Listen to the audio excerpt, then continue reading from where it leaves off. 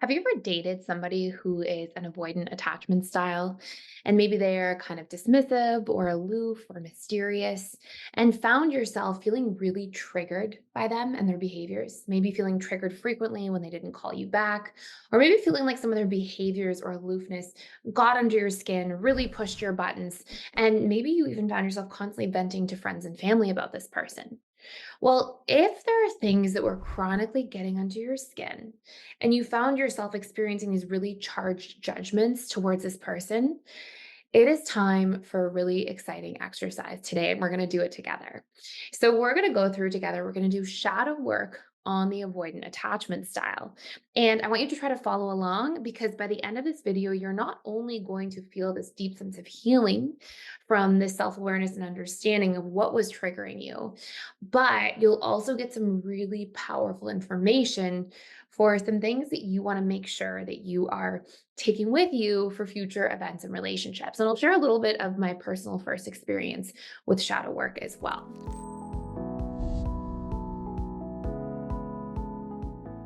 So, if you're new to this channel, my name is Thais. I'm the founder of the Personal Development School, and I've worked for more than 10 years in client practice and then also in the Personal Development School with thousands and thousands of students. And really love this work. I put daily YouTube videos here for you all about the subconscious mind, healing, and usually we'll do some of them in sort of an exercise type format like today. So, I'm gonna actually share an exercise we can do here together. And we're gonna talk about shadow work on avoidant attachment styles. So if you're not familiar with what shadow work is, Carl Jung is the creator of shadow work. And he says that the shadow is essentially the part of ourselves that we try to deny or hide. And what I mean by this, okay, is that we will learn because we are conditioned in the system of classical conditioning, we will learn that parts of us seem to get our needs met. And so we will call those parts of ourselves good, and other parts of ourselves we'll call bad or we'll think are unworthy of love. And so we'll try to deny or hide them. Let's say, for example, that you grew up in a household where maybe you were a naturally exuberant person. You were full of joy and you were loud and you were a maybe rambunctious child, but you were full of energy and life. But maybe you grew up in a family where people were more quiet, maybe even emotionally unavailable or distant. You might have constantly been told that your trait of being loud or outgoing, maybe you were told, hey, be quiet, stop, that's annoying. Maybe you were taught essentially that these parts of yourself were not worthy of love. And in fact, you saw that the more loud you were and the more expressive you were, the less you got your needs met and the more you seemed to get rejected. Well, what's happening is through repetition of that experience, you're actually getting conditioned to think that my outgoingness or my loudness or my energy, being very energetic is making me unworthy of love. It's just going to get me rejected. So as time goes on, it's very likely that a child in this kind of environment would adapt by pushing those parts of themselves down, really pushing those traits or behaviors down and trying to essentially repress those parts of themselves. Now, you'll see this in every single person. This is not, just this experience. And I think it's really important to note as well, it's not the traits that are negative. It's the traits existing within environments and their likelihood to get our needs met. So you could take a child who's in a really large family, and maybe when they're loud and expressive, they finally get the attention they need from their family. And maybe they don't get it very much otherwise because there's so many kids they're competing for attention with in this large family. So in one case, that loudness, that being outgoing can serve really well. In another case, that loudness or being outgoing might actually cause them to feel rejected. And so we're going to see different adaptations in each of those experiences. We're going to see one child as an adult be more likely to really be exuberant and have carried those traits with them. And we may see in another family household that this child, as they grow into an adult, they really repress that part of themselves and they become more quiet and sort of distant. And that's part of how they think they're going to get connection from people. So it's never the traits themselves. It's actually the relationship we have to how those traits are expressed growing up. Now that you hopefully understand a little bit of like our traits, what essentially happens is when we push traits down, we may think that we're repressing them, but they usually come out in hidden forms. And these hidden forms are going to tell some really powerful things about ourselves. They often become, in this case, our shadow. So we're going to take a look, and I'm going to come back to the part about charged judgment versus discernment. It's going to be an important part of understanding your shadow. But I want you to know that the things that trigger you the most in other people, especially the traits or behaviors that you're really judging, tend to be places where you have unhealthily integrated traits in the relationship to yourself. Usually you've been taught that these parts of you are bad or negative. And so instead of not being expressed at all, because we're human beings and we will tend to express all different traits at different times, you'll tend to express them in hidden forms. Okay. So you think that you're not expressing these traits, but usually they're coming up in hidden forms in your life. So to show you this exercise, we're actually going to do this together. And I think it'll give you the most obvious way of like really seeing this at the end. So I'm going to go here so we can actually fill this out together. So we're going to do this exercise. I want you to think of the person you dated who was avoidant, or the person in your life who was avoidant. What are the traits that trigger you the most? And these may be things like they are dismissive, they are cold, they are not present. So aloof, we could say, instead of not present. And so you're trying to figure out these exact traits. Now, we don't actually just repress traits totally, and we never experience these traits. Instead, what will happen is we tend to have these traits in hidden forms. We think that we're not these traits. We think we're doing a good job of repressing them, but usually they're coming up within us in hidden ways that we're not consciously recognizing. So now we're going to ask ourselves this question. Where are these traits essentially coming up in hidden forms in the relationship to myself?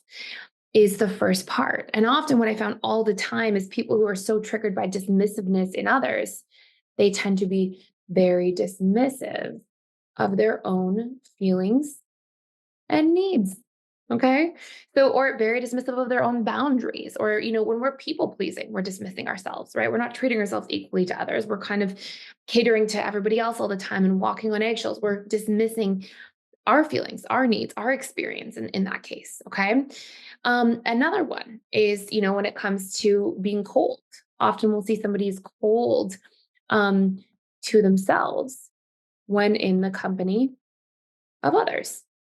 Okay. So they're kind of ignoring themselves. They're not, making space to take up space. And so they can be kind of cold to themselves, or even sometimes they can be critical to themselves, right? And that might be more of its own separate shadow trait, to be honest, where if you're really triggered by criticism, chances are you're quite critical in the relationship to yourself. But usually we'll see some really powerful breakthroughs here. Now, I remember the first time that I was doing shadow work. This was a very long time ago, maybe like 10 or 12 years ago. And I was just kind of learning more and more about it. And I had this coworker at this place that I worked at who was very dismissive. And I realized, when I was doing shadow work, oh, they're dismissive. And I was so triggered by it. And I was like, oh, I'm dismissive to myself all day at work. I don't like make space to take up space. I'm walking on eggshells and people pleasing. No wonder this person is triggering me so much. So you may see that there's these really important sort of hidden places that this is showing up for you. Okay.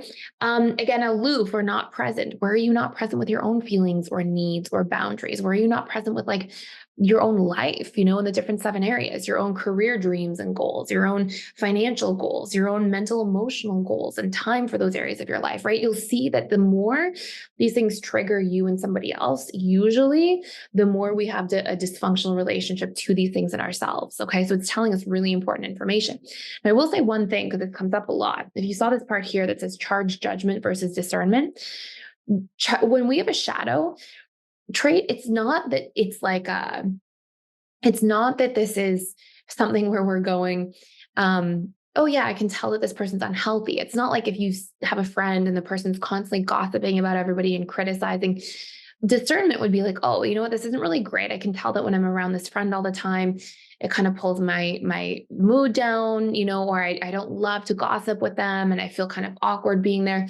So a discerning moment would be to say, you know what, I'm just going to set a healthy boundary, take a little bit of a step back from this friendship. That's when it's not shadow work, right? That's when it's like your needs aren't being met, or you can see it's unhealthy. And so you take a step back. When we have a shadow, it's usually that we're like judging somebody. Like we're like, this person's a jerk. This person's so dismissive. They're so aloof all the time. What's wrong with them that they're so cold? Like we've got these really heated judgments, and that's when it's telling you it's your shadow. Okay.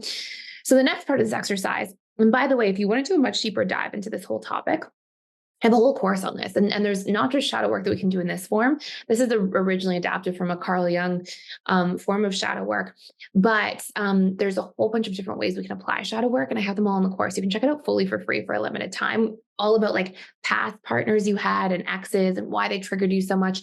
And you'll also notice that, by the way, when you want to stop being so triggered by these things, you have to change them in the relationship to yourself. When you start to be more warm, make more space, be more present with yourself in terms of your own feelings, your needs, your boundaries, you take up space, dismissive people won't trigger you any longer because it's not a representation of how you're treating yourself, right?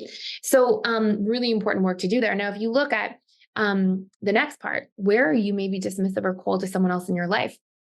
I've often found in this case for people that you'll see that maybe when you get into a relationship romantically, you start to become dismissive to friends and family members because you're so codependently focused on that relationship, perhaps. Or maybe you become so burnt out from people pleasing that you eventually become cold to somebody in your life and you're not recognizing it. So shadow work will give you this kind of 360-degree view into your life.